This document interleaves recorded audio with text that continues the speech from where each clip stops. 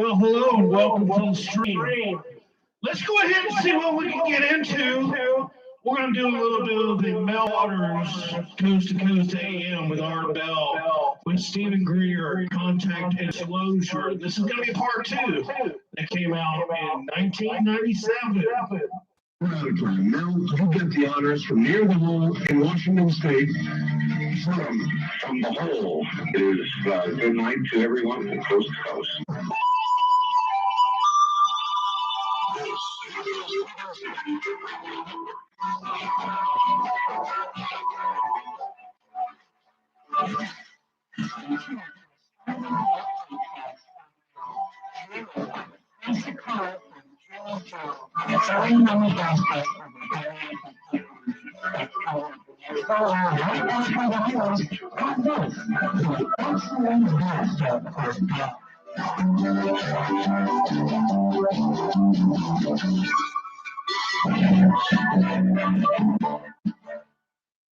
Here we go. I'm seeing this literally a couple of minutes ahead of my time, and it has to do with Mel's Hole. First of all, I want to thank you, your listeners, your callers. I particularly want to thank the skeptics because they are the ones that really helped me. I have decided to take the money and run. I have made a lease arrangement with regard to my land. The lease is to provide me with a sum of money to be deposited into an account in Australia. The money in Australia would allow me to immigrate to Australia because I would normally be unable to do so because of my age. Australia, unlike the U.S., has very strict rules regarding immigration. So I guess if you're older, you've got to have money. Interesting. Anyway, he goes on. The balance of the mortgage on the land will be paid off by the leasing party. I will be paid a sum of money each month for the next 100 years. Should I predecease or die, the term of the lease, the money is then to go to my estate. If it is feasible, based on the leasing party's use of the land, I am to have my remains, upon my demise, returned to the U.S. and be disposed of in the Hole. This last item is based on the future use of the Hole. This is incredible. He goes on, if any commercial use of the land is made by the leasing party, their agents, or any other entity, I am to receive 5% of the gross revenues generated by the land. This would be in addition to the monthly lease amount. The lease can be renewed at the end of the term by request of the leasing party. I will be indemnified against any damage to the land or environment based on actions of the leasing party, etc.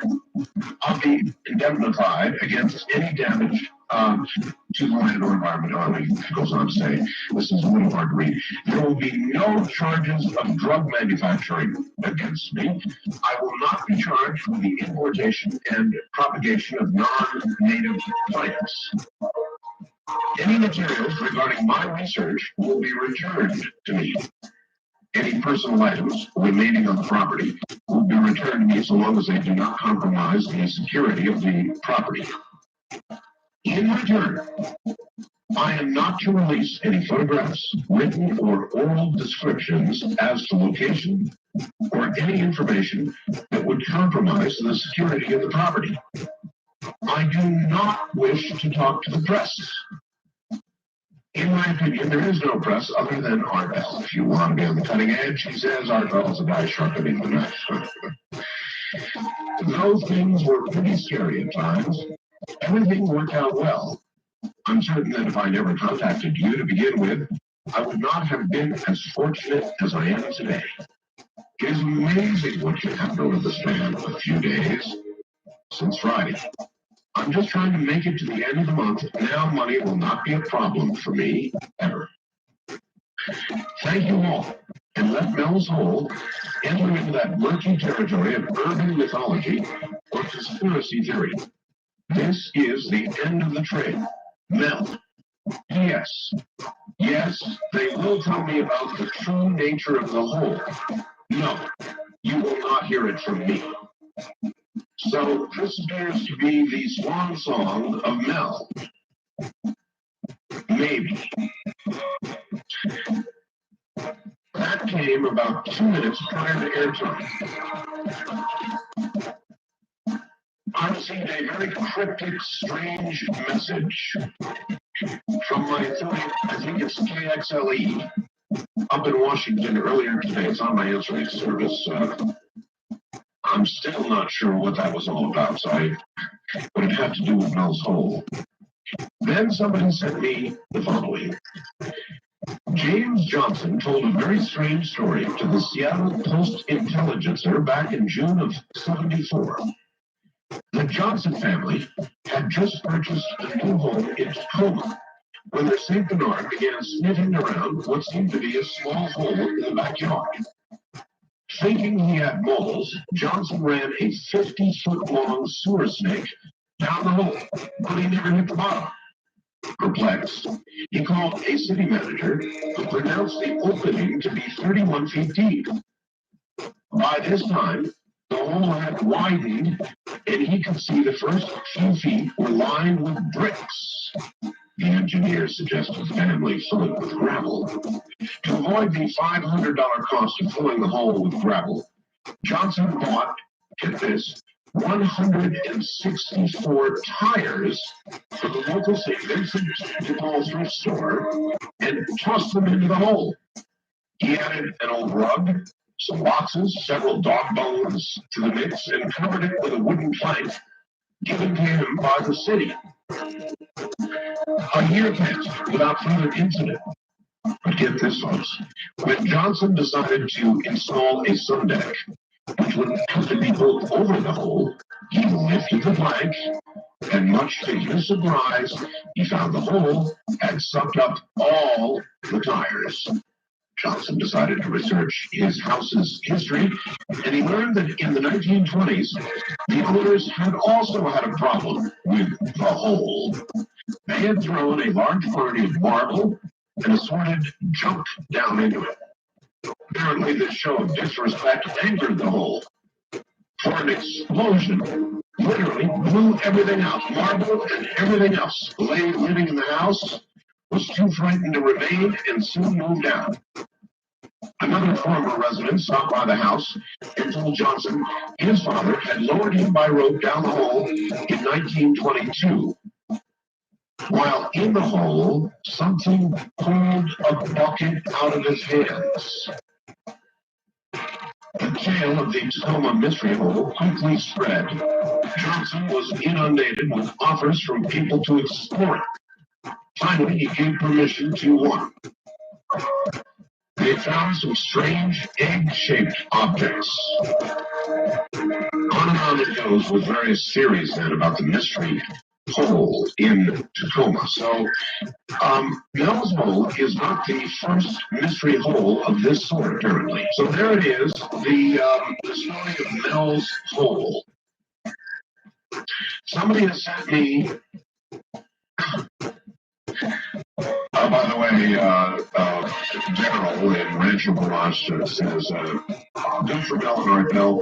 For Art, he had the courage to talk. For Mel, he was smart enough to listen. Wouldn't you love to hear the whole story? Art, you didn't make his day, you made his life. Therefore, you now don't have to feel guilty. That's true. I was feeling a little guilty because Mel was in so much apparent trouble. But it does look as though it has worked out well for Mel. Now, there are those who are saying he is sold out. He's taking the money and running the business. I don't know that I feel that way, and I know it's easy to sit there as an armchair general and say, what a sellout to take the money and to run. But the alternative might have been to lose his land, end up in jail, or worse.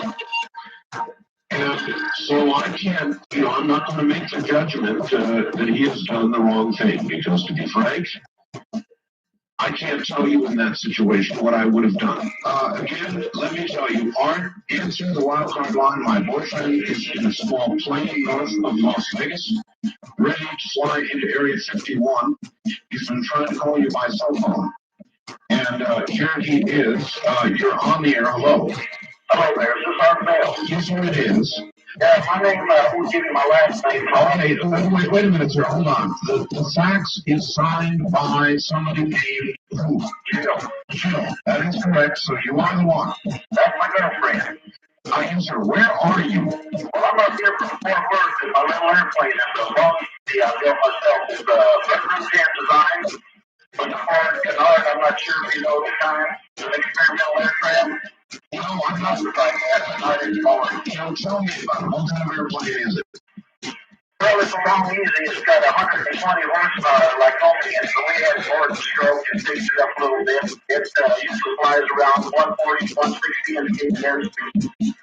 Right now at 7,000 feet. You know where this baseball engine springs in? Engine springs, yes. Yeah. Well, I've been flying now for about 49 minutes, between B, is what you call it, and engine free. And I think I was just going up here and trying to get into the 3051. I'm back to the now Air Force Base. Listen, I'm restricted zone. Listen to me. When you fly into that zone, they're going to either force you down or shoot you down. Don't you know that? Oh, you know, I've been in a lot of Air Force bases. I've been in the Air Force for many years. I'm an ex-Air Force, but I just want to tell you that, American citizen, we have the right to know what the Area 51. I think the people who talk about this, hold on, I'm making a jersey. Interesting. And I'm going to go on to see what's going on, and I just wanted to let you know about this before I do that, you know. How long do you estimate it's going to be before you, I think about 14 months.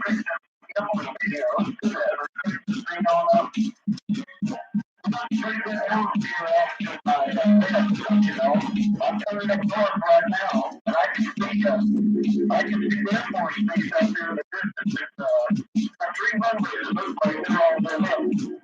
And they got north south.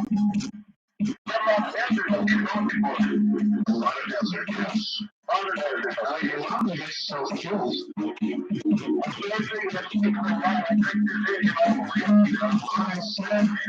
I said you're liable to get yourself killed.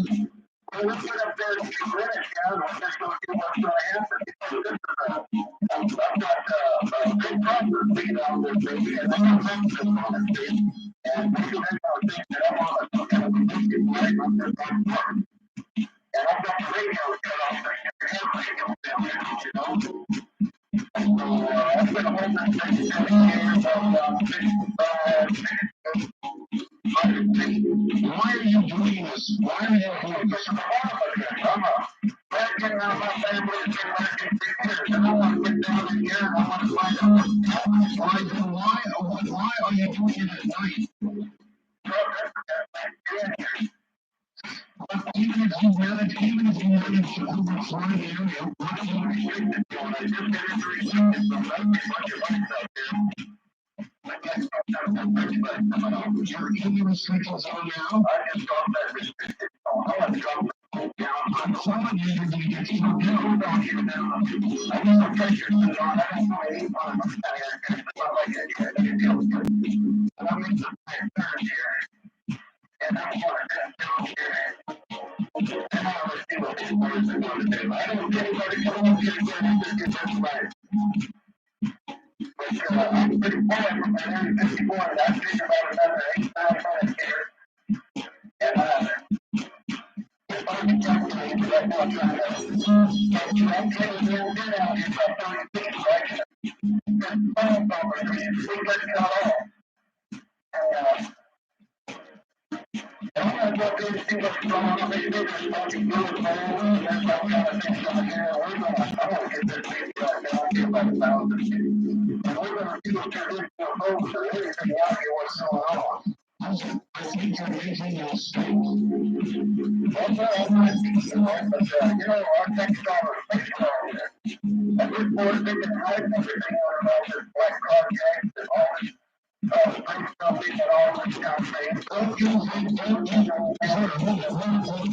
think that we have a right to national security secrets? Not really. So you already have these satellites up there. I don't know if they know what we're doing. They know satellites out there. They know what's going on. The only thing that don't know what's going on is the solid. And that's kind of how long have you been planning this? I got this thing down here by the time. I've been planning this thing now. I'm not over that. I'm a thousand feet. What are you doing, Michael?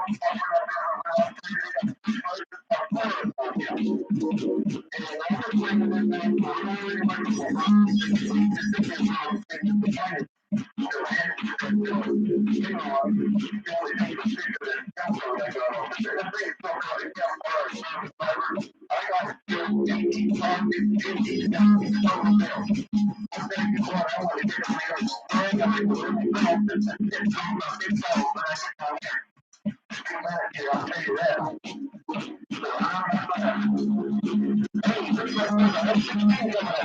I wouldn't be surprised. You're making a mistake. Somebody down there, he's got the mastermind on the right bridge. I'm not going out. That boy's drinking. Yes, sir. And I think something opened up here on the ground on this side. I'm going to go now. I'm starting to pick up all kinds of buildings down here. I think something here is clever with the ground. This thing up, they're looking like something's coming up out of that. I can't tell you what it is. It must be on some kind of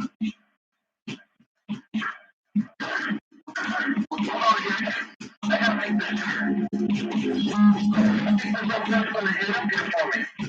I wouldn't be surprised. Oh, there's no place here right directly because he's in the F-16. Sure as hell. He's coming to hold on here. I would advise you to turn your I would advise you to turn on your radio.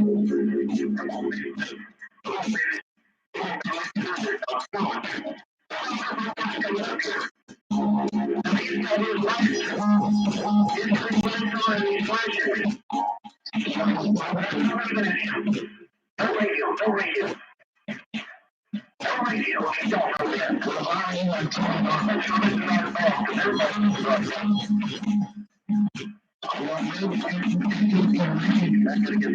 you're making a bad calculation because if they're not listening, you're going to be shut down. I don't know what he's going to do here. He's walking his wheels and he's up down the side. He's rubbing his wheels and he's cut in front of me. And you know this one. Don't get in front of me now, baby. I say, go down. Now he can hear the working from his engine. In fact, he went to engine. Just like putting tornadoes, if you get too close now, what?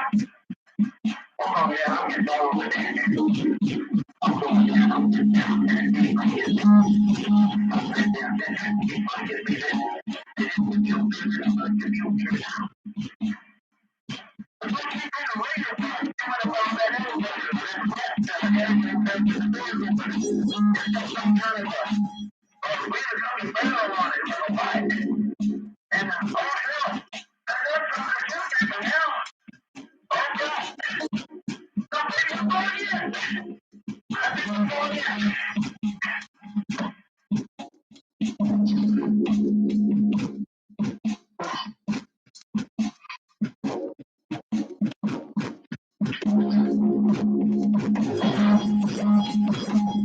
I'm not sure what we just heard.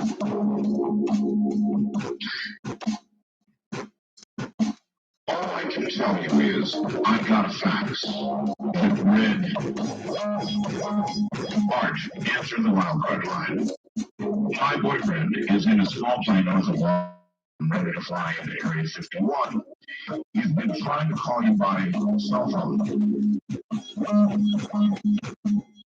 I withheld the signature at the bottom of the fax so I could be sure that if I did get the person, I could verify it. Indeed, it was signed by Jim.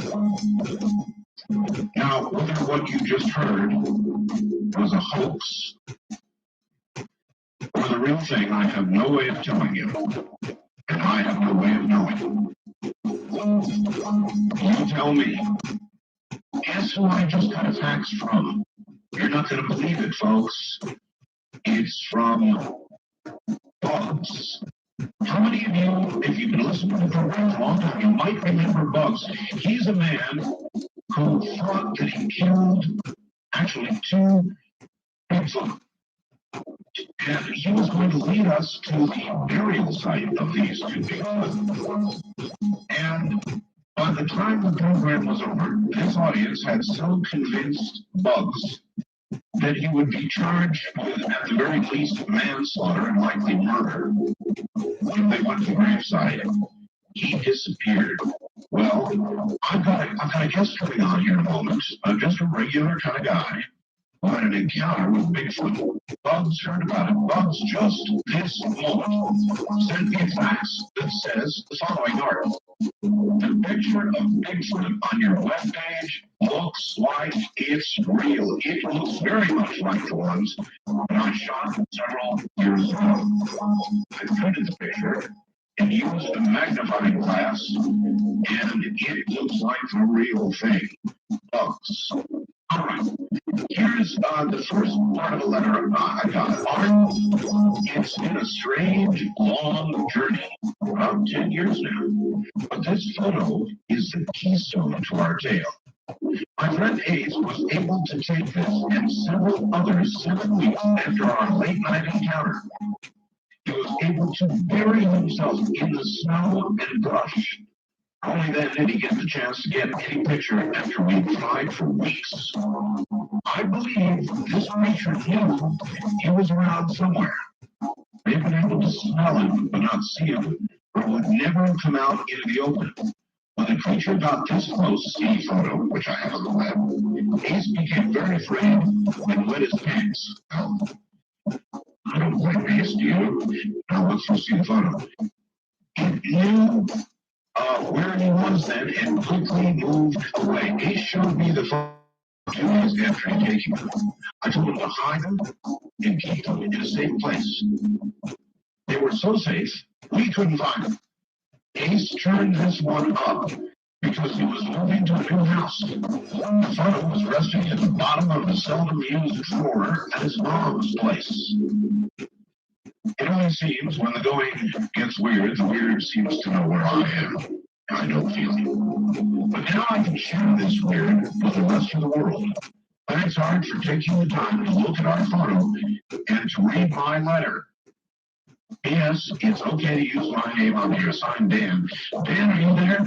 Yep. Dan, you're in where? Arnold, Missouri, eh? Right. Well, you want to give your last name, Dan? Well, yeah, Dan D. Jody. Dan D. Jody, that's D-O-T-Y, right? Right. From Arnold, Missouri. People sit out there, Dan, and a lot of times they say, well, somebody wants to come in here and tell a story, they won't give their name. It takes away from the credibility, so I appreciate your giving your name. Right. It's just that, I've been running around like a doctor for the last 10 years, trying to explain the majority of people who didn't have the evidence. And now we do. Right.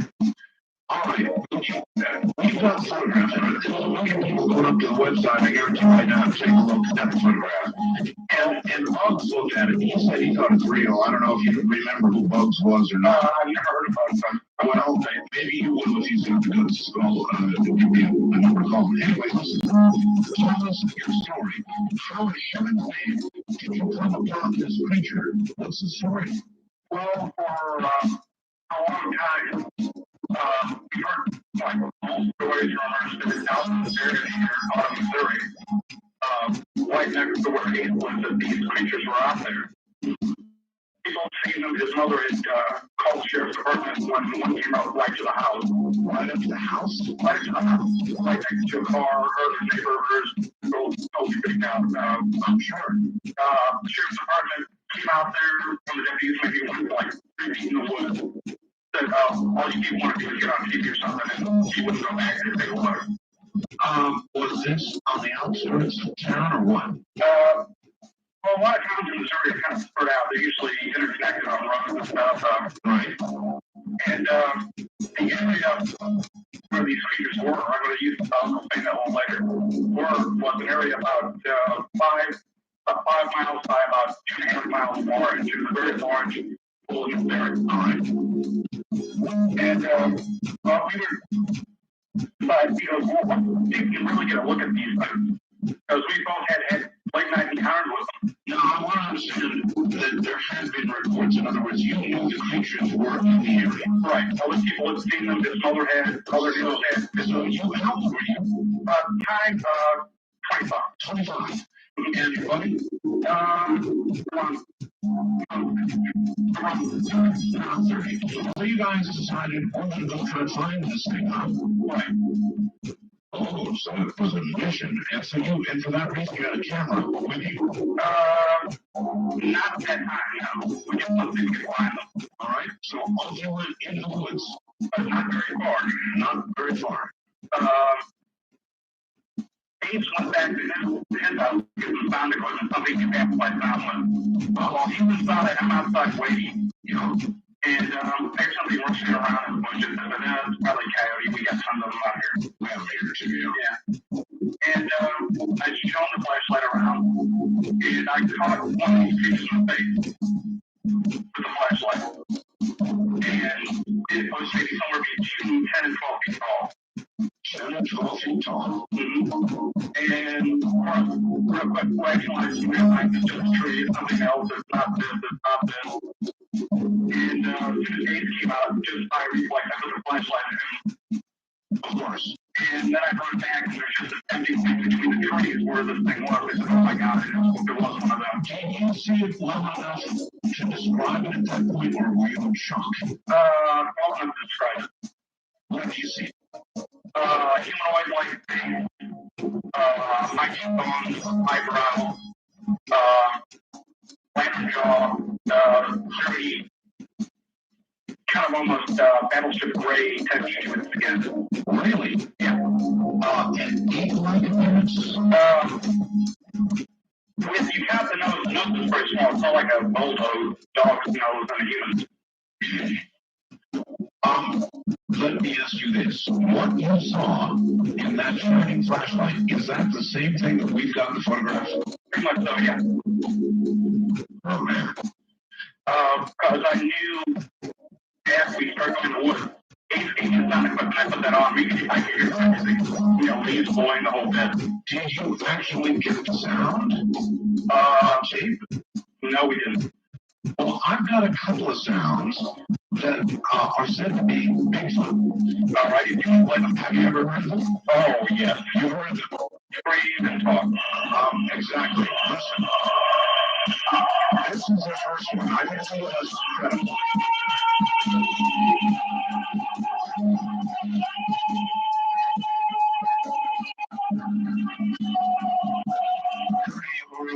Now, to me, that one has always sounded kind of like you could get tortured hell somewhere, something like that. I think I've heard that sound before, too.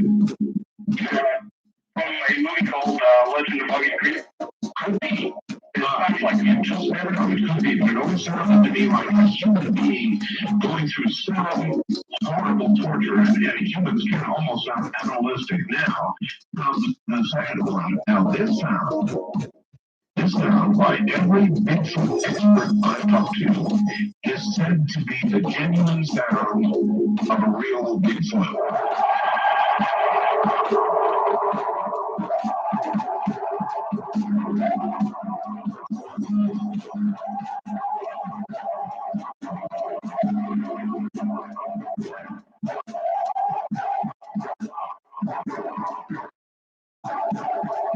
Typically not something you want to volunteer anywhere else, anytime, ever.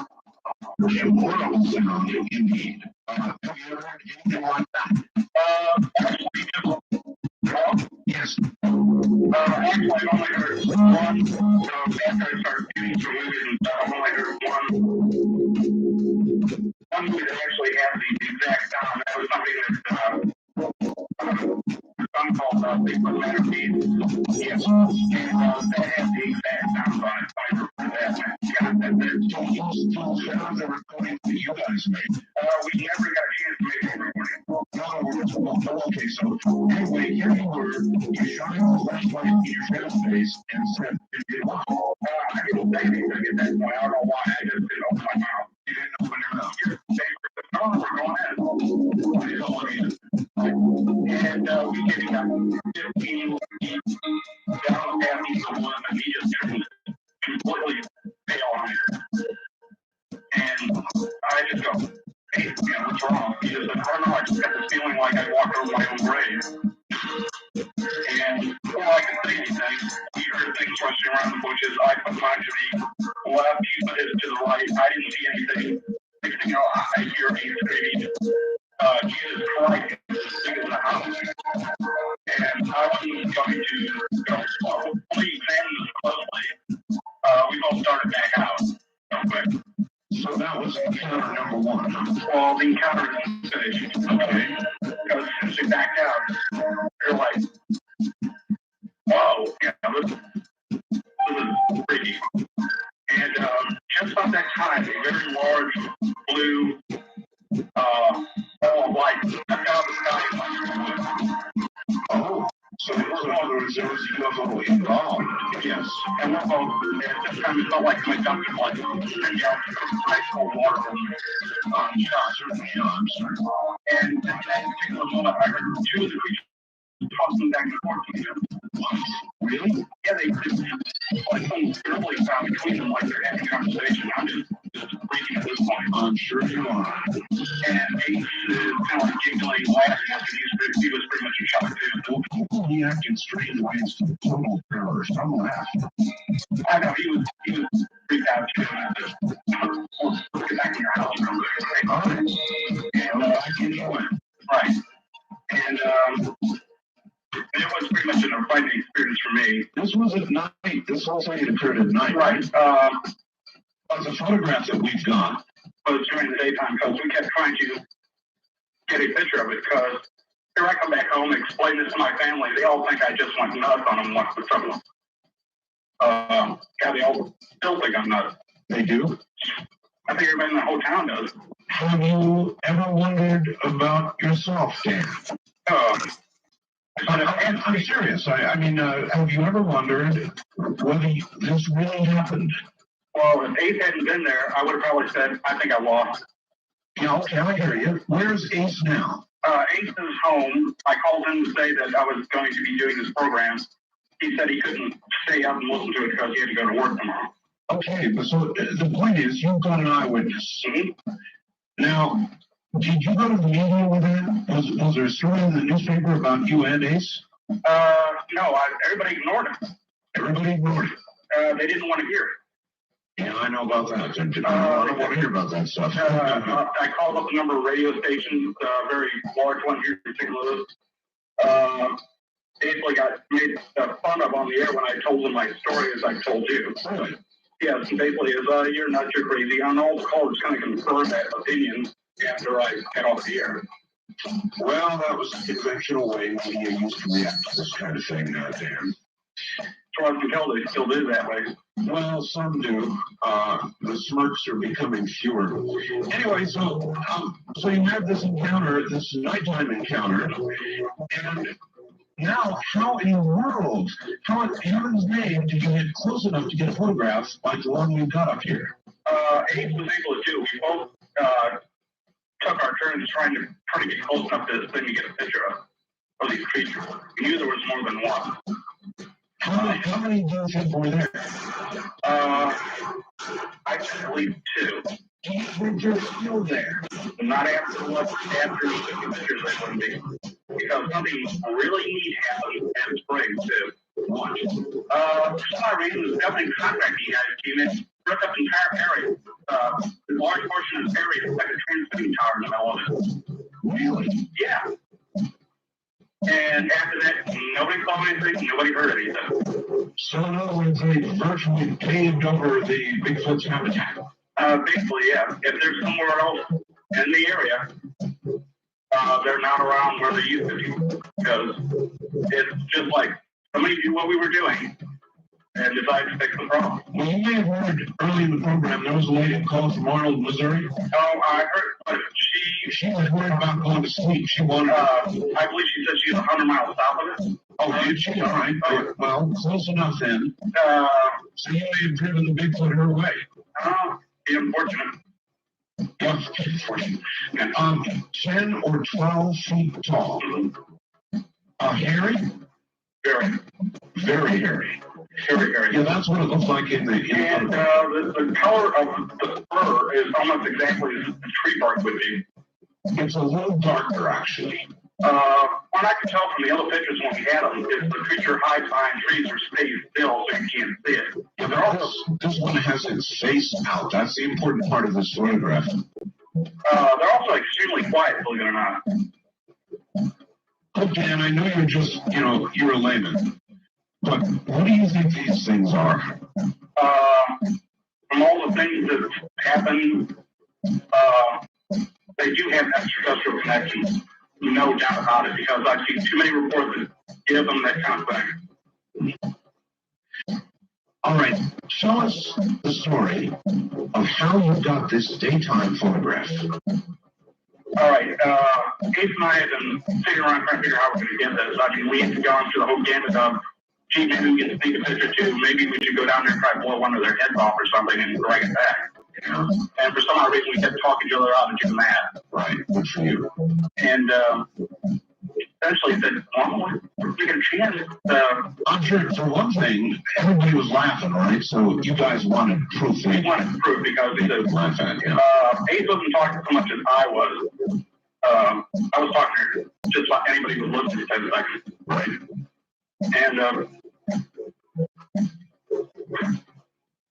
And basically said, we're going to wait it out. He said, we've been in the woods our whole lives, so just when you want anything, you just have to wait it out.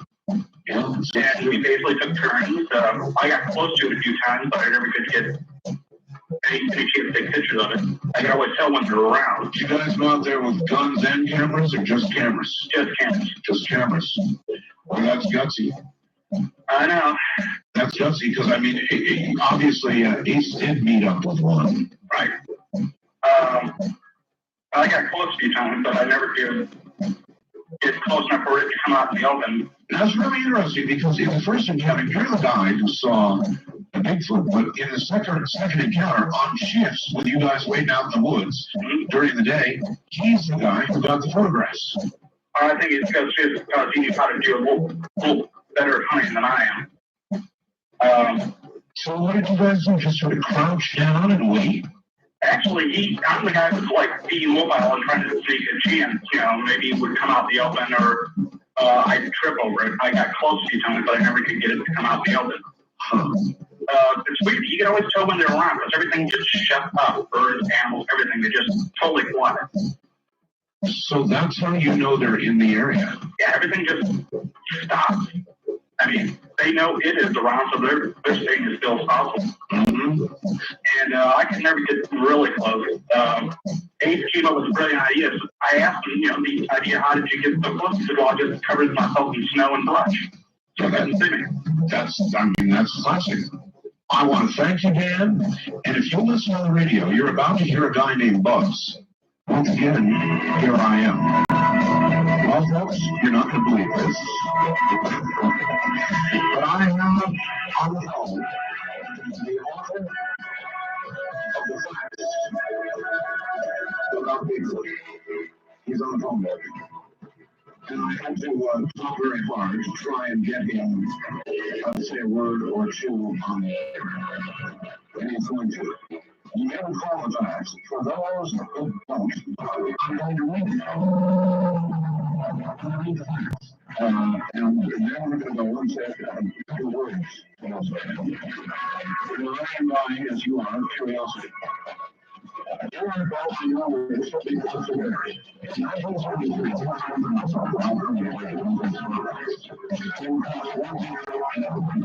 about 100 yards away. He took a shot and drive. He got up, he fired again. He went down a second time. He got up again and started for the river. This time he was about 450 yards out. Fired again, hit him, but he did not drop. The next morning, he returned to the area and slightly crossed over feces into the water. We followed the river for about a half mile, came up on a large wild plum. Look around in there.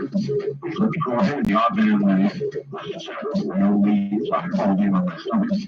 About 50 feet in, that's 50 feet, I met with the female. I got with 44 Magnum. It took 3 shots to bring her down. Each time I fired, she went backwards. She stood up, and my 2 buddies each fired, hitting her in the head. That was the end of it. We found the male dead in the thicket. Female had the same body as that of a human, sex organ, breast, and so forth. The male had the same type of organs as a human. The difference, though, was that of the face that looked like a cross between a human and an ape. The male was about 7.5 feet tall. His weight about 350 pounds. The female, 7 feet tall and 300 pounds. Since they looked so human, we decided to bury them. We thought that we might get charged with murder. All 3 Vietnam vets were snipers, so we knew what we were doing. We took 10 Polaroid photographs, pictures. If you want to talk to me, then I will fax you my number. Just say the word Bugs, and I will fax the number to you. If I agree to show you where they are, and if I need an attorney, your company will pay the bill. That is the only way. Well, while my company is certainly not prepared to fulfill, the Bigfoot Society has indicated that with the right conditions, they are. They'll help. They have money, they have resources, they have helicopters. They're very serious about what they're doing with regard to Bigfoot. Now, I just, during this last break, got a simple fax with a way to contact somebody with the pseudonym of Bugs. He's on the phone right now, and here he is from an undisclosed location. We'll just leave it at that. I don't even want to know where you are. But I do want to say thank you for getting back to me. I was afraid that you only listened on Sunday evenings and that you wouldn't be up this late. Well, I was already asleep. My wife was listening to you, and she woke me up. Woke you up, eh? All right. There's a lot of confusion. People, you inferred the facts. Some people thought it was 50 yards in that you crawled. It wasn't. It was about, according to the facts, 50 feet, correct? Right.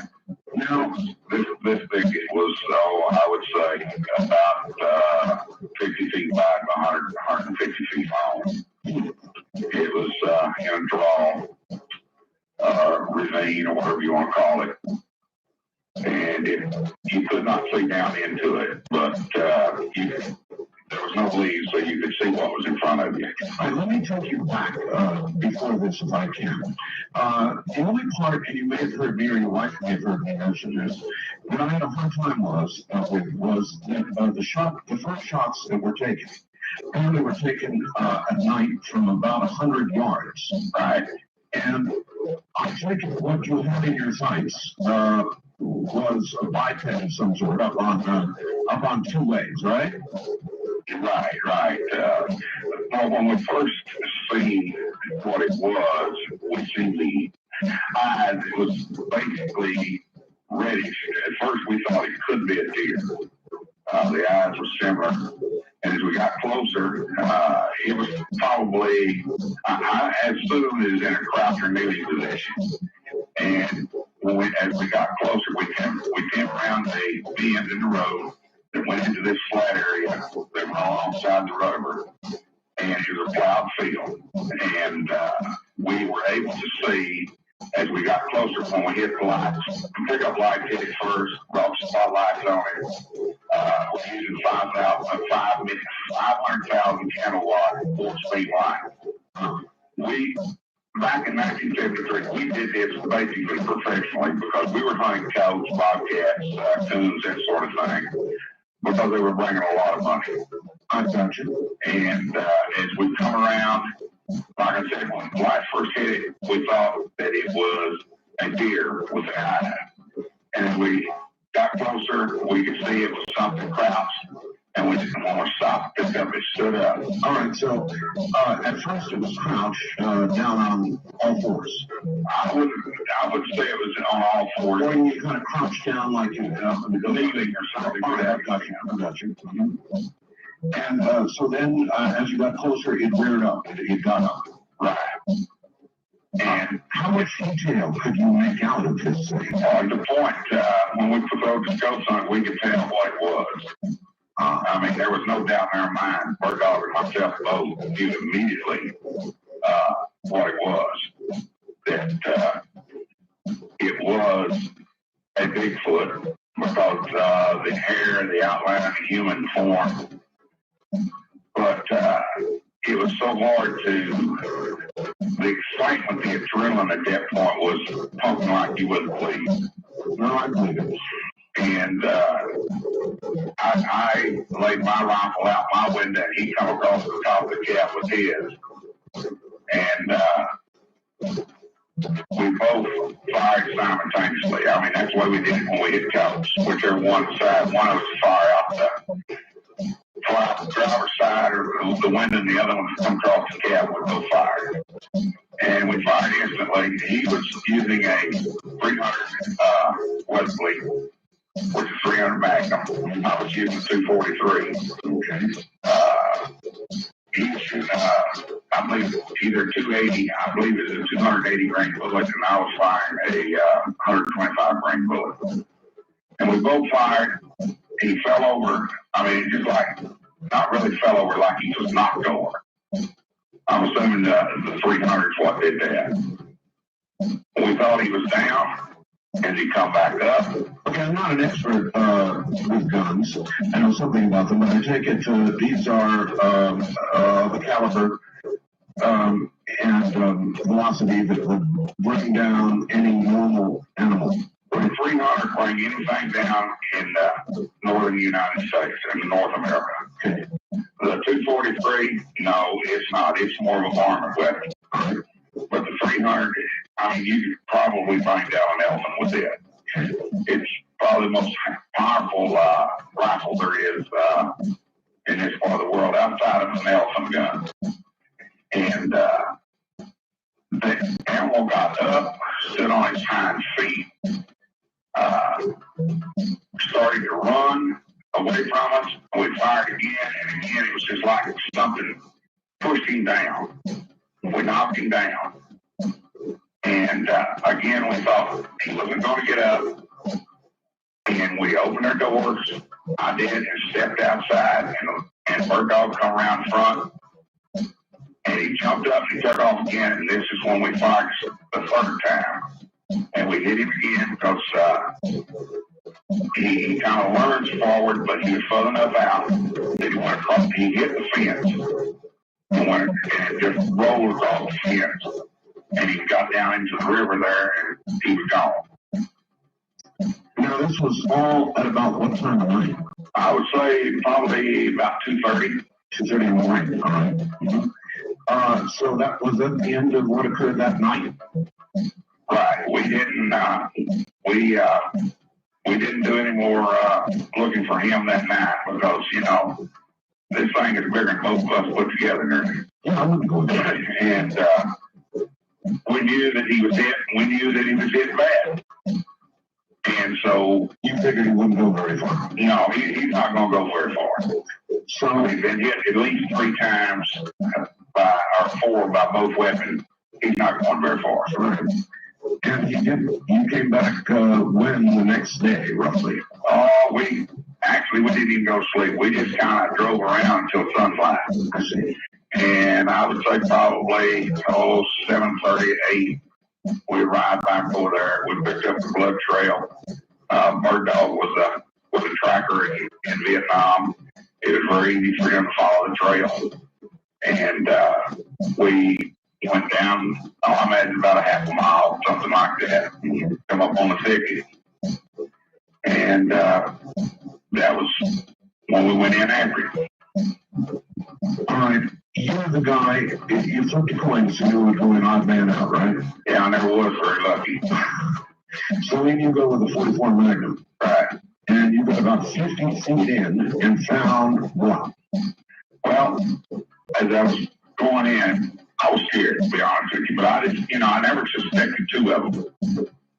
I got in, and the sound that this thing made as it come up at me. What was that sound? You heard me play, I assume. Nothing like what you play. Nothing like what I play. Nothing like. It was more of a scream. Scream. I mean, a woman can't scream the screaming sound the way this thing screamed. And it just took chills down your spine. But I seen it move. I seen it coming toward me. And it was on all fours coming toward me. And I fired. And the 44, I'm shooting 240 grain hollow point with an overcharge. Literally knocked that thing back about 3 or 4 feet. It got up and come after me again. And I fired again. Did it 3 times that way. And the 4th time, it stood completely up. And when it did, our dog and my other buddy got loose on it, and they went through the head. All right, I take it the thicket was low enough so that when this creature stood up all the way, it was standing high enough so they could get a shot at it. Right. It probably one thicket, I imagine, probably 5, 6 foot tall. And something to that extent. Well, it dropped and didn't make more sounds, and I got closer, and I think it wasn't breathing, so I knew it was gone. And about another, probably 10 foot on the other side of it, I think the other one laying there. And so it took all 3 of us to drag them out. They were that heavy. And then when we examined them, we got scared because the organs, everything, it was just like a human body with hair on it. Oh, that was going to be my question. It was covered with hair. Right. It had a kind of a brownish red hair. Brownish red. And you estimated the weight, I think the male about 350 pounds, the female about 300, huh? Something in that neighborhood. And both of them over 7 feet. At least. They were, I can promise you that they were at least 7 foot tall. They could have even been taller. No clothing, right? No clothing. The head looking half human? I don't know how to really explain it. Best you can. It had a nose similar to a human's nose, with the mouth similar to an ape. The eyes, half human, half ape looking. It had a large, protruding type forehead. Whereas ours, kind of comes almost down on your eye. This one hung probably half an inch or so out, more so than ours would. Did it have a neck? A short neck. Very short, huh? Probably, if I remember right, maybe 3 inches. That's not much of a neck. I tell you, the best way to describe the way they look from the backside, you see weightlifters where they don't have no neck and it just goes all up in the muscles. Yeah, sure. That's the way it looks. No, like a no-necked NFL player. Right. Well, look, I can imagine your fear. I mean, what did you guys do when you finally got the bodies? You dragged them out, you looked at them. What was the conversation like? Well, we started talking about what are we going to do? Should we notify somebody, or should we bury these suckers, or what? Right. And we finally come to the conclusion that we might go to prison. And so we decided, hey, let's put these suckers in a hole. And we buried them. And then covered it where nobody'd ever know they'd been buried there. All right, well, I'm not an attorney, but from what you told me, you didn't commit murder. I mean, you were hunting. And clearly, I think if your description is even close to accurate, you did not kill what we think of as human beings. Let me ask you to stay put for just a minute. I've got commercial things I must do. And so without identifying the person, other than to say, this is Bugs, back now to somebody identified only as Bugs. All right, Bugs. So you guys you sat around, you talked about it, you figured, look, we could get charged with something. So let's bury our mistake, I guess, or bury our. Did you consider it a mistake at that point? I don't know what I considered it. I just being cautious is more than anything. We didn't know what would happen or what would go on, and it was just better that we just buried it and we took photographs. Oh, that's the other question. You took, it says there 10 Polaroid photographs. Right? Do you have those? I don't have my 3. They burned in my house, burned in 1979. My friends still have theirs. They still 7 photographs out there somewhere. Yeah, so you feel you could return to the area, the site where these creatures are buried. I know exactly where they're buried. Your only request is that you would have assistance if it came to legal trouble, is that correct? I don't want to go to jail. Well, it's been a long time. You're coming forward now. What made you decide to come forward? I mean, I never told no one except my wife, and I told her about this probably a year and a half, 2 years ago. And I guess the basic reason I used to own every kind of weapon there was. Then an ex-Marine, what the heck. But after that happened, I don't even own a weapon anymore. It did something to me. That makes sense. And I just, I don't know, I was listening to y'all talking the other night, and everybody was kind of laughing about, Bigfoot. Hey, it's real, buddy. All right, look, here's what I propose to do. I will, with your permission, I'll get you a telephone number that you can call if you want to. Now, I'm the only one who knows how to get hold of you right now. And you keep it that way. And I'll keep it that way, I promise. What I'll do is I'll contact the people at the Bigfoot Project. And if you want to proceed, I will then give you their number, and you can call them and take it a step at a time with them. How does that sound? Well, that sounds fine, but I'll tell you, I still have to talk to my other 2 friends. They no longer live here. One of them, let's put it this way, I told you more than the other. Yeah, don't tell me. But they no longer live in this town. Well, if you're not in contact them, why don't you go ahead and do that? And see if they feel the same way you do or not. And we'll proceed from there, folks. But it'll have to be unanimous with all of us. All 3 of us will have to agree to it. I understand. I appreciate your coming forward. I'm sure you'll get some comment about it, and I appreciate your telling the story. So all I can tell you is, I will protect you. I will tell you this much, Art. The day I die, I will have a map where it's at. Well, maybe I'm 51 years old now, so it's not going to last forever. all right, sir. I've got to take off. Thank you very much, Bob. You're welcome. Get a good night's sleep. Okay. Over there. Surprise, surprise, surprise. This is CTC.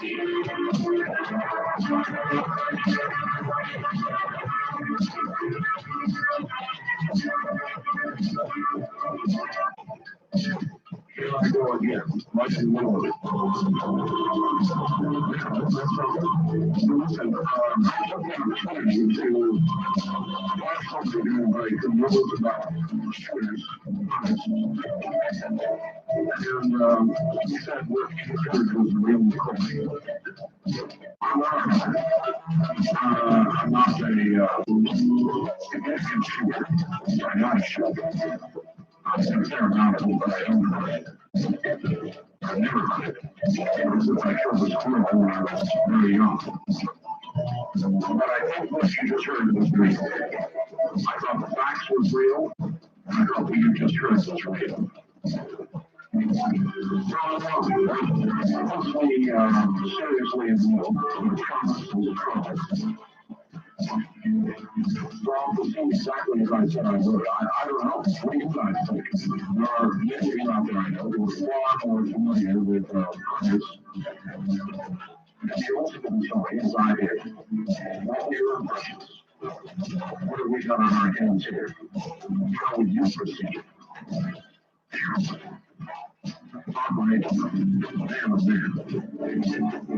Incidentally, while we're on the subject of talk radio, this announcement came in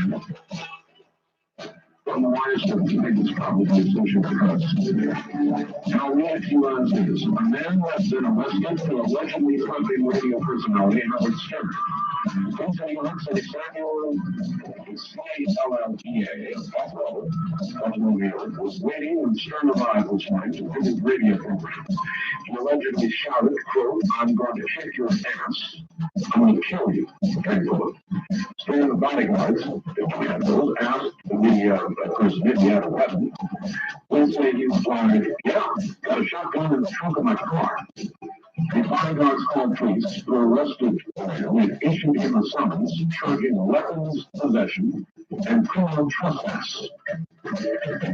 So, Howard had a bit of a scare, I guess, today, but I pass that on.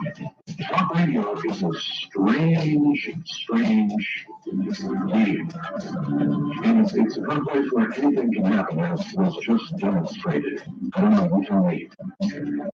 What do you think we've got here?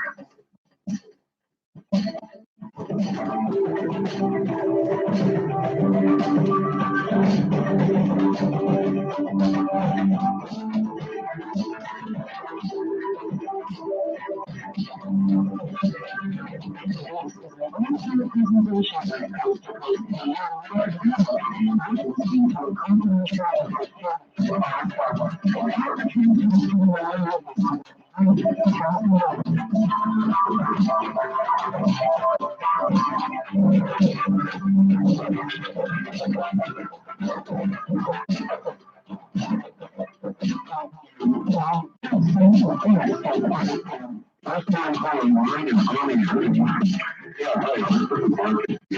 I had a question for you about your typical local music. Yes.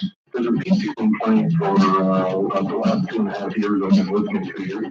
And I've started out with Pounding Drum Beat. It's not the one that was just on. Oh, yes, if you can tell me what the name of that one was. Africa. Pardon me? It's called Africa. Africa. And which of the albums is that on? I can't remember. Okay. But it's called Africa, so obviously if you go to the music store and look through the albums, that's what I look for. Okay, thank you. All right, thank you, sir. It might be Product 2. It's just a kind of an off-the-hip guess. Russell Watkins, you're on the air. Hello.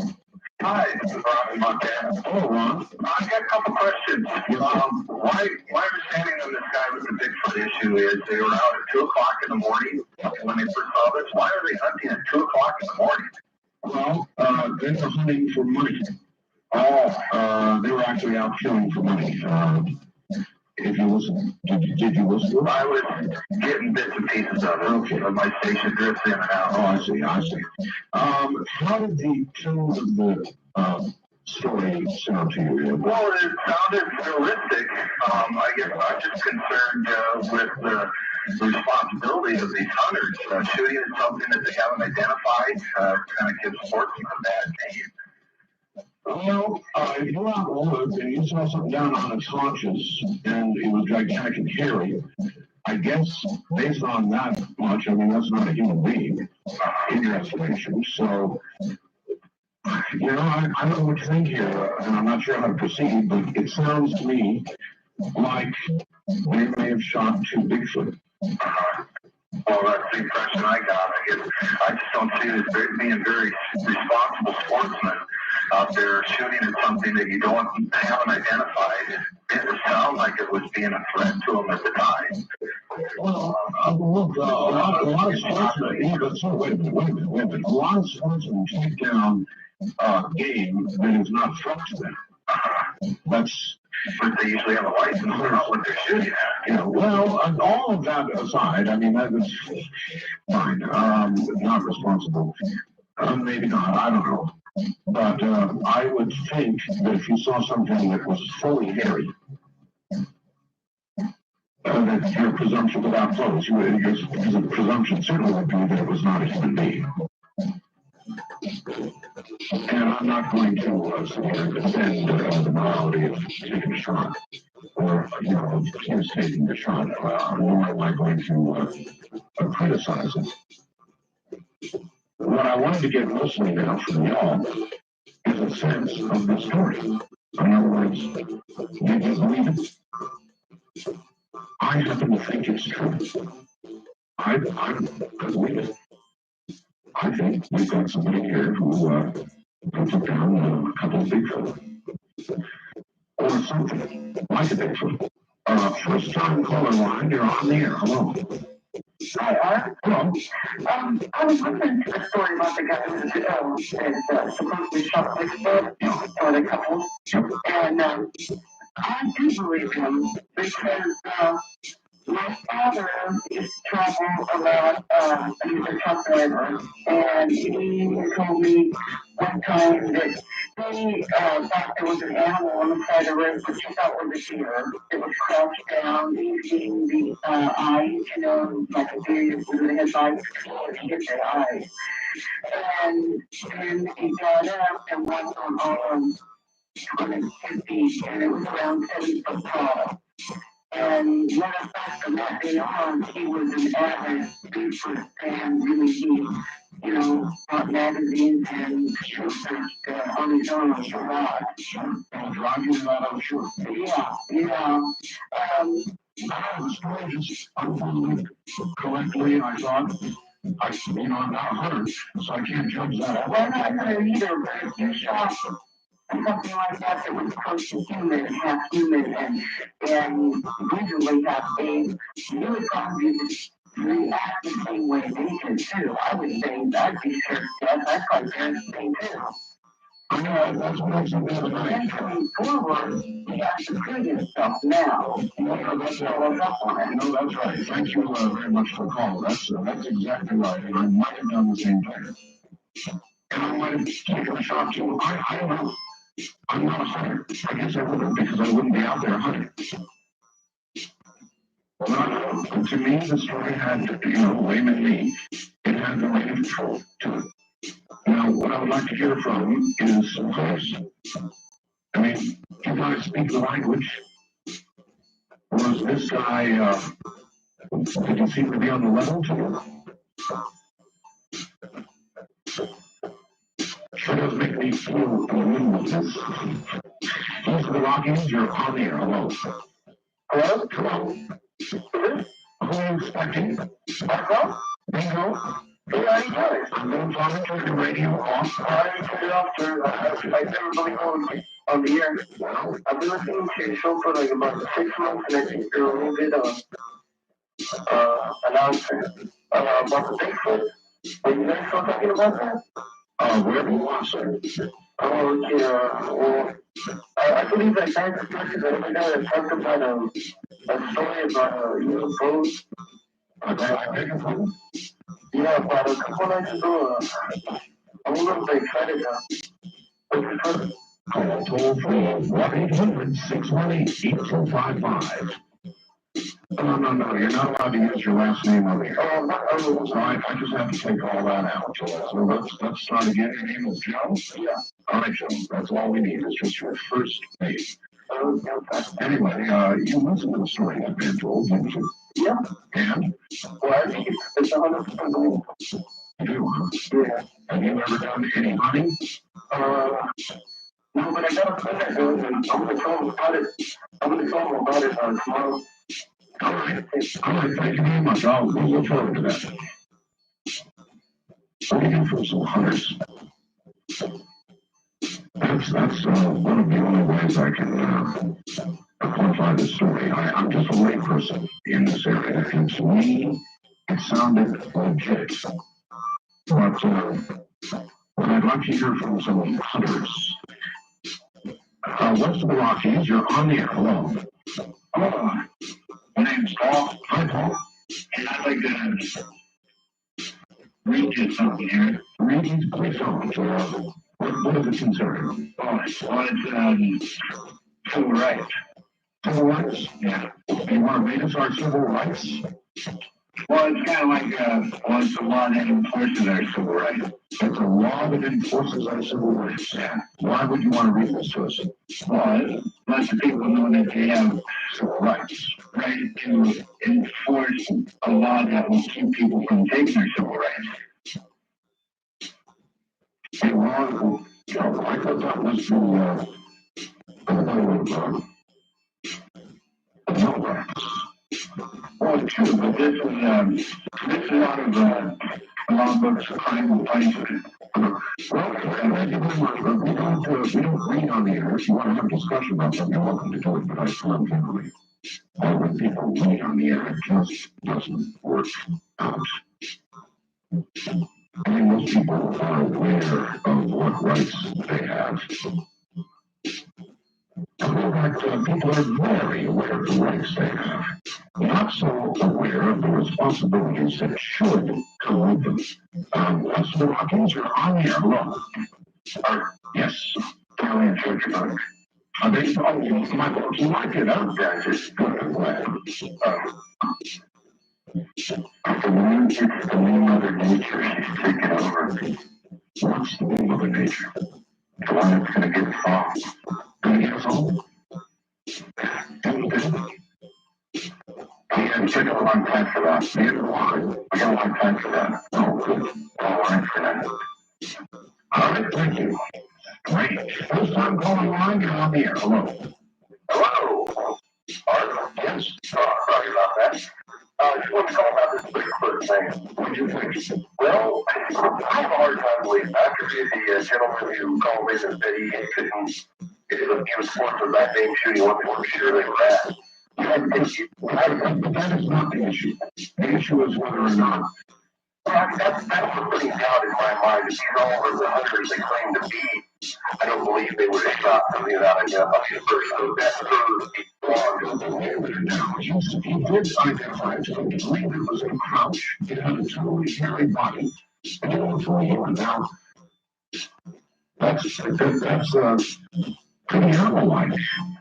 Okay, well, I can get the story late for you. Maybe. Oh, I see. So you didn't hear it. Yeah, if you could maybe clarify one. I heard the last part of this call. Oh, all right. Well, then thank you for the call, but obviously I'm not going to be able to reasonably comment on it. I swear I'd play it back if I had the ability to do that. I should have recorded it so I could do exactly that.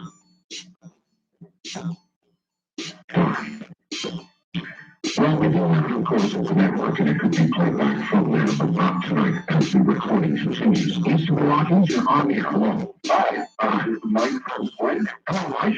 Yes, sir. Yeah, I was the research kind of Bigfoot thing, trying to get a little more.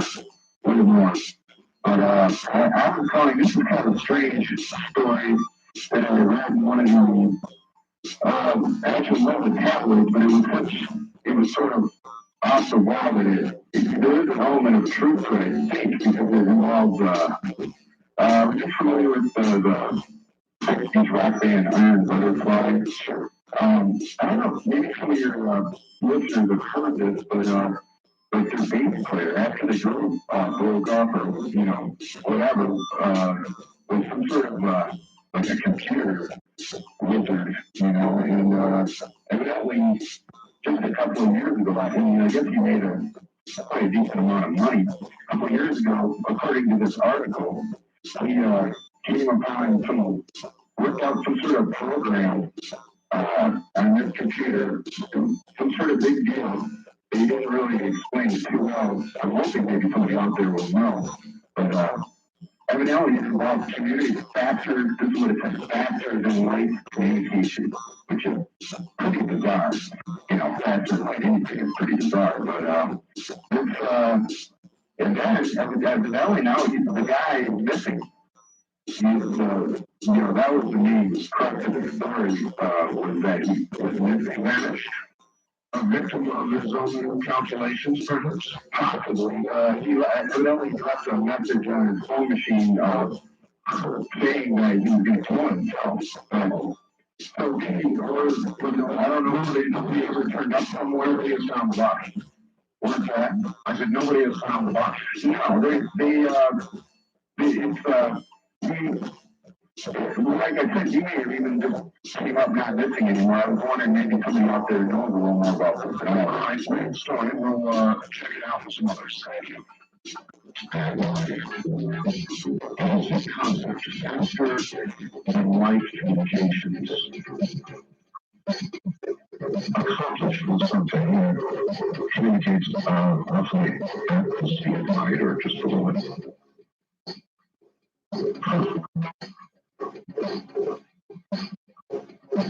I wonder if there would be a way to accomplish that through computation. Not as loud as you might imagine. He's from the Rockies or on here. Hello. Good morning. This is Sky. Hello, Sky. Yes, I'm going to call for input on the bugs. Yeah. I'm finding more believable than not by what margin, I'm not sure. I'll tell you what I want. I'm myself a hunter. I've been tackled before also. He did something like I was talking about as far as firearms, especially when we're speaking about the 300. That's definitely something that can reach out and touch someone. The way he described everything and what kind of Zoom we're doing to the creature, wouldn't make sense. And just just the tone of his voice, like it was an actual experience. Yeah, there's something else that's also, taking a lot of time for. I've tried to get through before the Jasmine show or through the trash.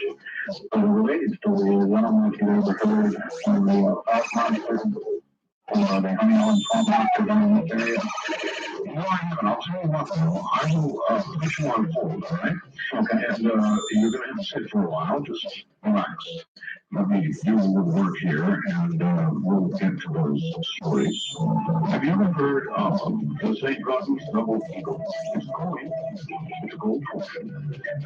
It was commissioned to be designed by President Teddy Roosevelt in 1907, and it is beautiful. It's also just about 1 solid ounce of gold.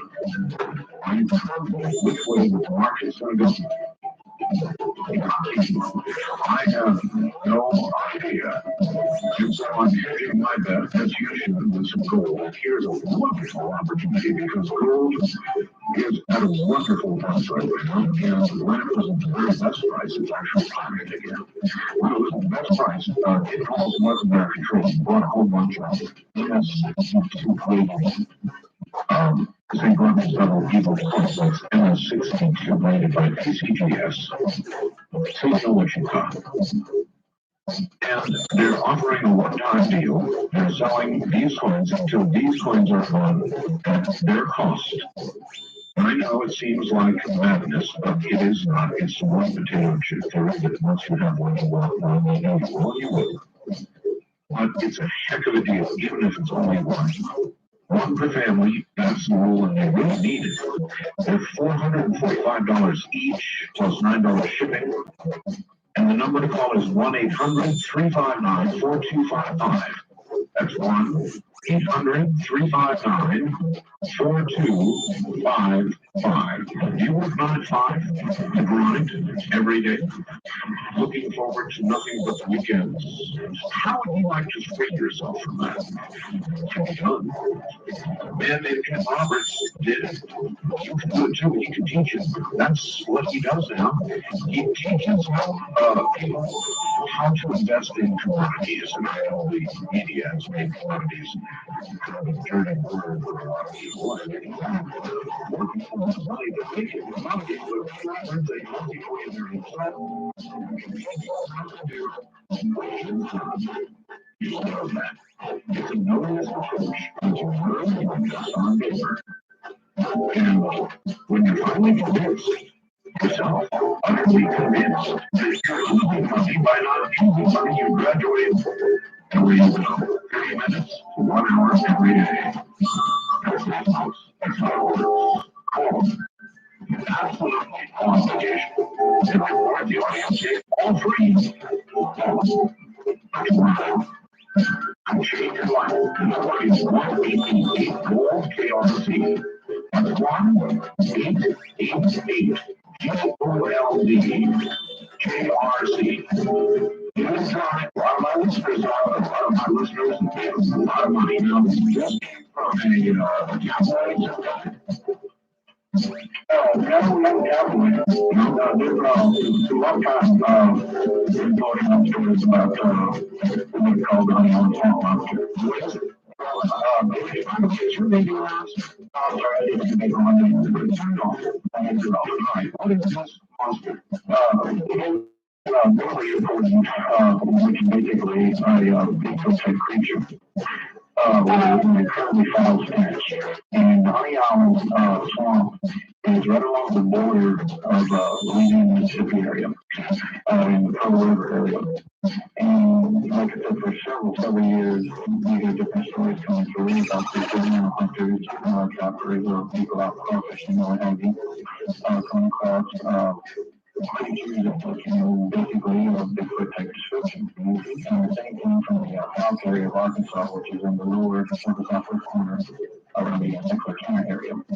And what has been strange is that some people have reported coming across creatures, oddly enough, with a three toe, which is a normal toe, which is often associated with Bigfoot.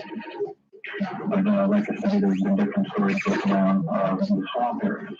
There are so many reports, and I'm telling you this, one is something out there. This man's story that I heard a little while ago. What did you think of this one?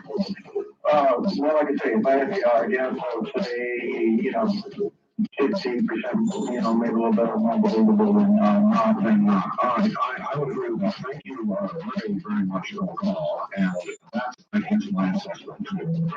Around 60% of the categories I lean toward amazing to this. I'm really glad I'm glad that you all want to hear it. I'm glad I can feel this right.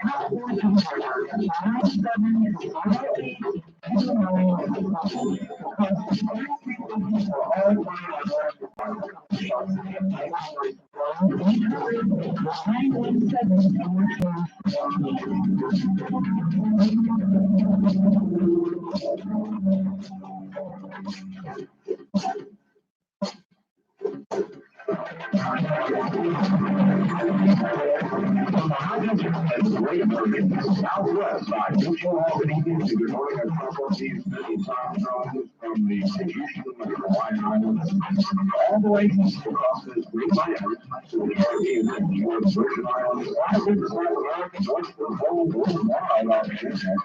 This is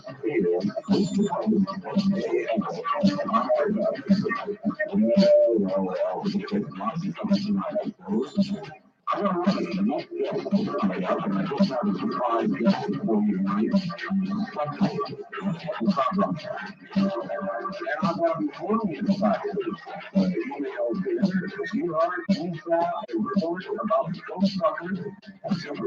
On our local dedicated channel for news today out of Los Angeles.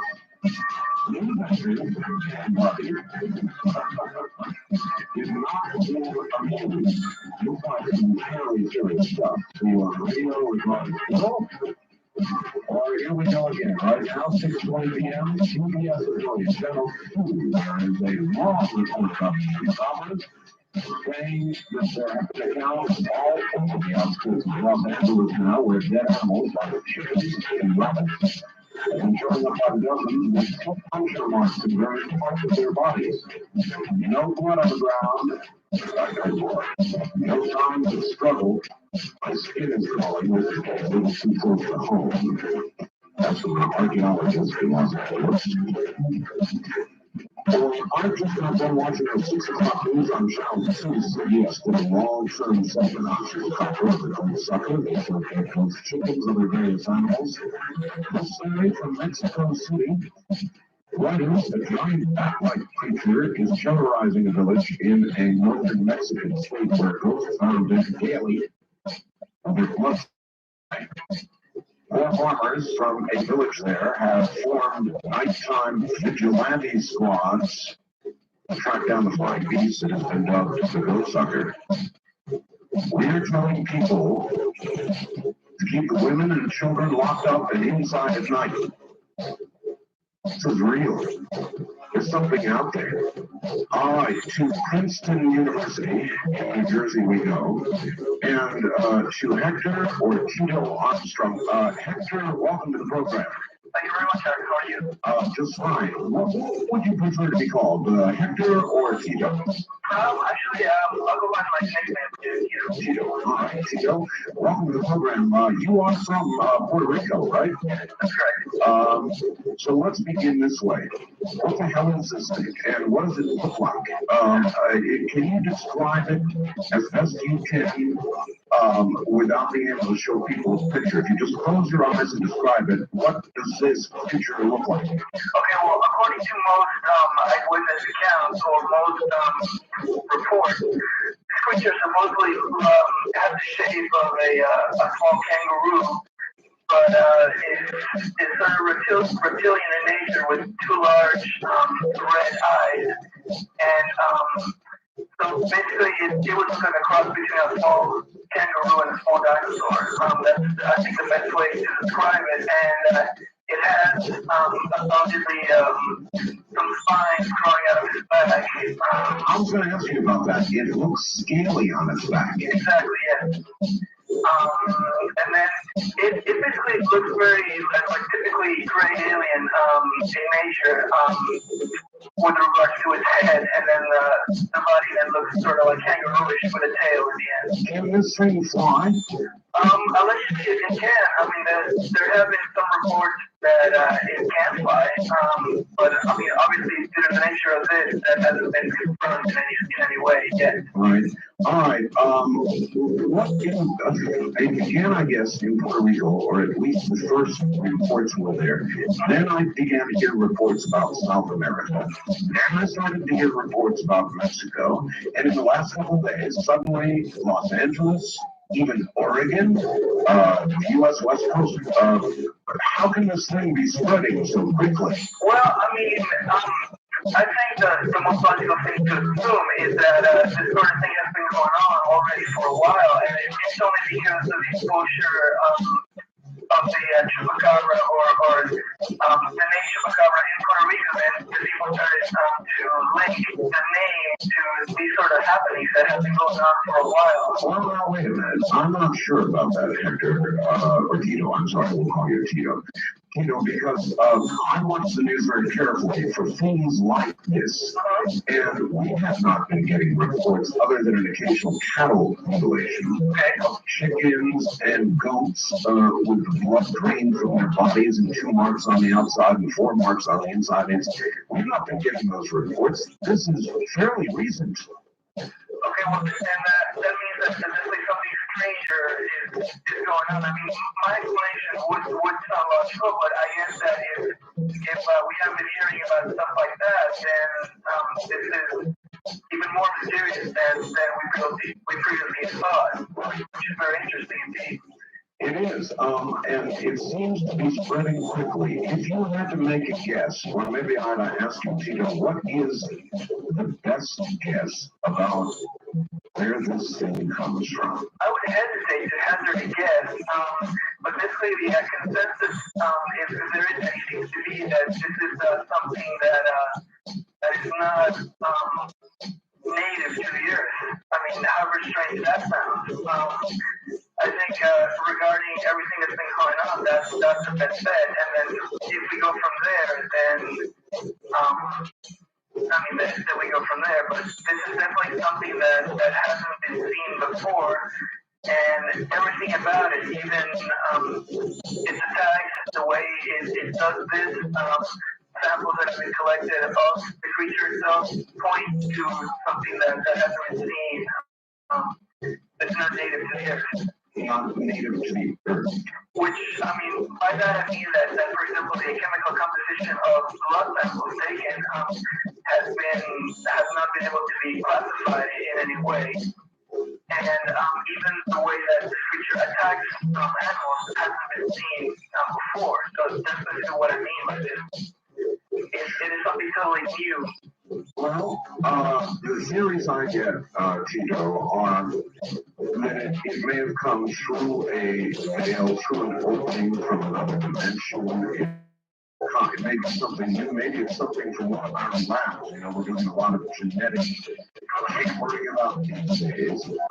So you think, though, that it comes from off-world? Well, I mean, basically, one of the major theories is of course, related to the alien theory, especially alien crossbreeding experiments. That's a pretty popular theory currently. And it's possible that the creature was created and then somehow either let loose or some of the things in Puerto Rico and elsewhere. I mean, and then this creature has become a new species to the earth then. Do you think it began in Puerto Rico? I'm really not so sure. I mean, due to the like the thing, I mean the very big exposure these guys in Puerto Rico and the many animals that were found. I'd have to hazard a guess that at least this type of creature, this type of chupacabra did start in Puerto Rico. All right. Well, what seemed to begin as a taste for chicken and goats recently seems to have turned to a taste for humans. Human beings being attacked. And it wasn't assumed that this creature is a species, and it's a global species characteristics, which basically means that it bleeds, that there's more than one, then I guess it would be inevitable for it to have more and more contact with human beings, and interaction or alternation is inevitable. But I don't think that necessarily means that the chupacabra is ready to, or just starting to attack humans per se. But then again, I mean, I'll be on my gut just in case. Well, I was wondering, Definitely. what can you tell me about what happened in Puerto Rico? It's all been very sketchy. And gal who's on my Dreamland show, Linda Howe, is gone to Puerto Rico. For this creature, now I don't think what was it done in Puerto Rico? What was documented? Of animals being found of their blood in Puerto Rico, really fast animals over the past year. Thousands. Yeah, probably the thousands that because the government really takes it very seriously. They're basically keeping them distant, and it's basically been the local people who are taking it upon themselves to basically either be on their guard or try to look for this thing, and they have organized a lot of search for it, and they've come up with nothing so far. Sucking blood, sucking all the blood from the victim is either bat or vampire-like thing. And could this be a variation of a bat? There are blood-sucking bats, right? Yes, it's not possible, and due to the fact that a lot of people have reported that this thing was like, wow, that needs to be however, I mean, the way that the vampire bats work, I mean, they're so small that they only took out a certain blood, and they don't get any of That's a good point. there's always maybe two function markets, most of the animal victims, that either means that if it is a very big one, and it's something totally new, and which may exhibit the characteristics of a bat, but it would be called a bat per se. But that definitely enters into the whole How big do you think this creature is? People have said that this creature is about maybe 4 feet tall, maybe 4. That's basically the acceptance out of the many people who have seen it. If you, with all your interest in chupacabra, had an opportunity to go or in your case and cut face to face with one, would you do it?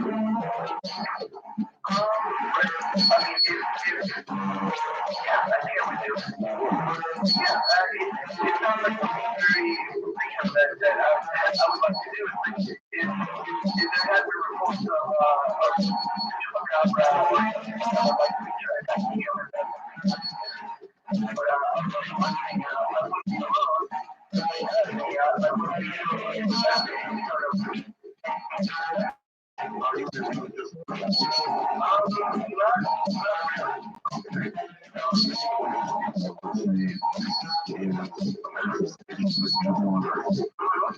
Basically, some of what it does is pretty devilish. I would guess. Well, if he's the Rockies, you're on here with Tito Armstrong at Princeton. Where are you, please? I am calling from outside of Maryland. Maryland. All right, speak up a little loud so we can hear you and go ahead. Yes, I'm calling. I have some reference to the chupacabra incident which you were referring to. All right. In 1983, marine diving expedition into the deep ocean, approximately 525 miles southeast of Miami, located Eggs. Yes. Chupacabra eggs. I don't know if it would be chupacabra, however, they were brought back and researched. The creature that was found was winged when it came out, apparently due to the release of the pressure from being approximately 6,000 feet underwater. Wingspan totals approximately 2 meters. Are there photographs of this? There are. Do you have access to them?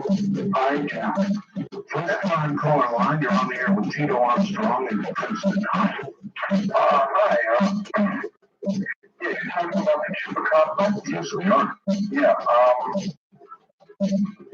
the bite marks, 2 bite marks, has anyone mentioned that that's very similar to the legendary vampire bite marks? Yes, but you know what, sir? Linda Howe has been looking into this for some time, and there are 2 bite marks on the exterior of the skin. Because when they do an autopsy, and Linda's had several done, they find inside 4 marks. 4 marks inside. Now try and figure that one out. What would go in with 2 and then multiply what gets in? That's a good question. The only thing is, within the legend of vampires, they had no autopsies done on supposed victims. That's a good point. I saw that. So I'm telling you this because I'm not the only, No, I saw. And when I heard you talking about the chupacabra, I just, wow. West of the Rockies, you're on the air. All right, how you doing? Okay. This is Mike from California. Yes, sir. I'm calling from the chupacabra encounter. Yeah. Yes. At Puerto Rico.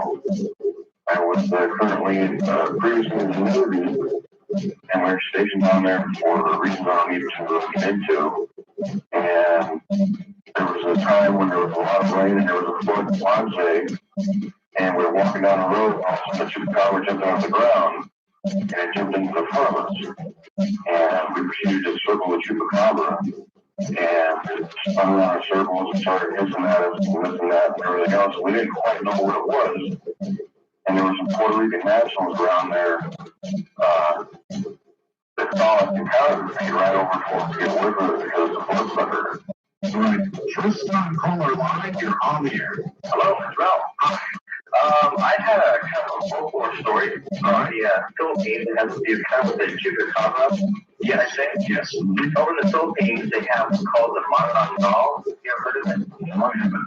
It's a kind of a vampire-like creature where they at night, the lower half of his body in the room, flies out the window, going on the land, taking young children. Anyway, I heard about this down at Laker School. I came in psychological operations for the Army.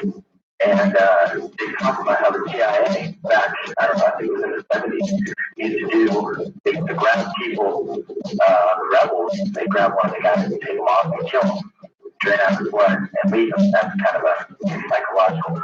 And I don't know how much truth there is to it, but it's kind of an interesting story, an interesting folklore, as you said, it's all about. Well, I would like for all of us to say folklore. The problem is, at the moment, it's not.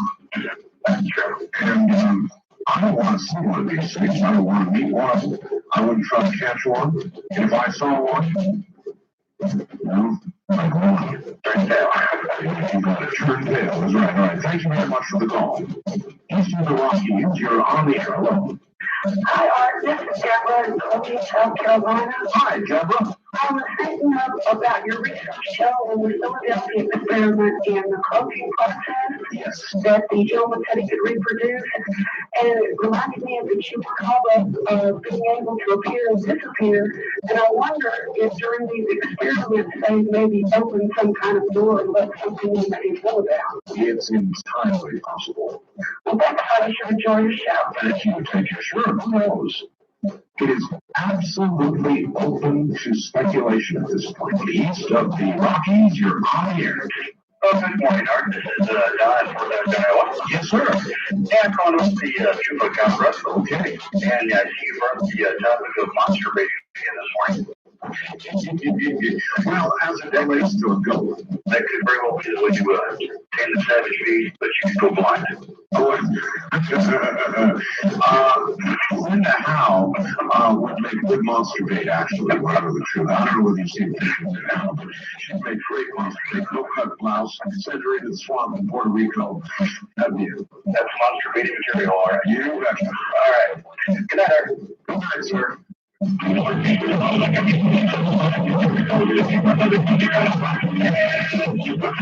Guess what, everybody? It is confirmed. I just spoke to the actor in San Antonio. Confirmed.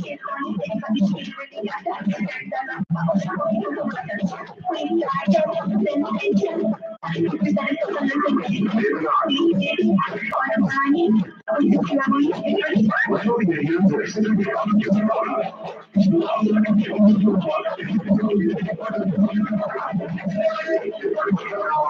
to ask you to do me a favor and not call me that's television news, but I just did on the custom listeners because they confirmed it. The first report I got, this is Derek in San Antonio, and I thought you want to know.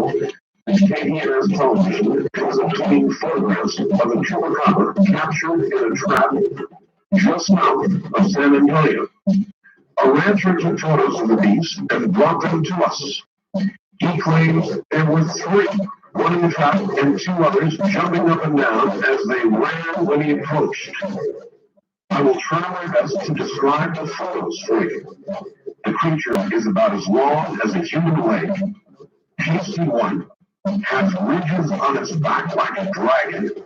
It has two front legs and two rear legs, and at the end of each, two tiny offshoots that I would not call fingers, but I wouldn't call them paws either, almost claw-looking. You can see teeth on the thing, which is draped across the ground in an arc. The farmer says some men saw him showing the creature and took it, saying they would have it stuffed. He claims to know where the body is, and we are investigating.